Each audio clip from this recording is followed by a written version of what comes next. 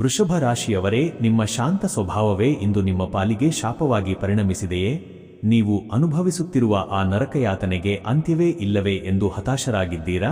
ನಿಮ್ಮ ಹಣೆಬರಹವನ್ನೇ ಬುಡಮೇಲು ಮಾಡುವ ಆ ಒಂದು ಕರಾಳ ಸತ್ಯವನ್ನು ತಿಳಿಯುವ ಮುನ್ನ ನಿಮ್ಮ ಅದೃಷ್ಟದ ಬಾಗಿಲು ತೆರೆಯಲು ಈಗಲೇ ಈ ವಿಡಿಯೋಗೆ ಒಂದು ಲೈಕ್ ಮಾಡಿ ಮತ್ತು ಕಾಮೆಂಟ್ ಬಾಕ್ಸ್ನಲ್ಲಿ ಜೈ ಮಹಾಲಕ್ಷ್ಮಿ ಎಂದು ಭಕ್ತಿಯಿಂದ ಬರೆಯಿರಿ.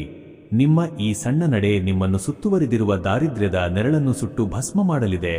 ವೃಷಭ ರಾಶಿಯವರೇ, ನಿಮ್ಮ ಜೀವನ ಇಂದು ಸಮಸ್ಯೆಗಳ ಮಹಾಸಾಗರದಲ್ಲಿ ಸಿಲುಕಿಕೊಂಡಿದೆ.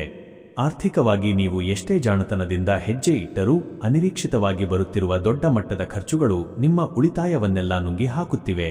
ಹಣದ ಹರಿವು ಇದ್ದರೂ ಕೈಯಲ್ಲಿ ಕಾಸು ನಿಲ್ಲದೆ ಸದಾ ಸಾಲದ ಸುಳಿಗೆ ಸಿಲುಕುವ ಪರಿಸ್ಥಿತಿ ನಿರ್ಮಾಣವಾಗಿದೆ.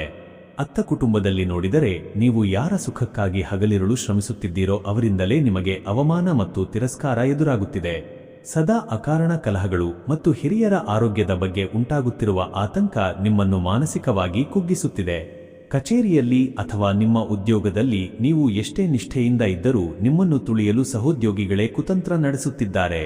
ನೀವು ಮುಟ್ಟಿದ್ದೆಲ್ಲ ಚಿನ್ನವಾಗಬೇಕಿದ್ದ ಸಮಯದಲ್ಲಿ ಗೆಲುವಿನ ಹತ್ತಿರ ಹೋದಾಗಲೆಲ್ಲ ಯಾವುದೋ ಒಂದು ಅಡೆತಡೆ ಬಂದು ಎಲ್ಲವನ್ನೂ ಶೂನ್ಯ ಮಾಡುತ್ತಿದೆ.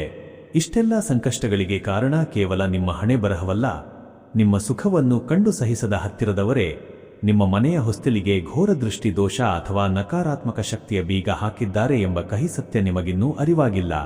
ನಿಮ್ಮ ಮನಸ್ಸಿನಲ್ಲಿ ಸದಾ ಮನೆ ಮಾಡಿರುವ ಭಯ ಮತ್ತು ಅತೃಪ್ತಿಯಿಂದ ಹೊರಬಂದು ಮತ್ತೆ ವೈಭವದಿಂದ ಬದುಕಲು ಈಗ ದೈವಬಲದ ಮಾರ್ಗದರ್ಶನ ಅತಿ ಅವಶ್ಯಕವಾಗಿದೆ.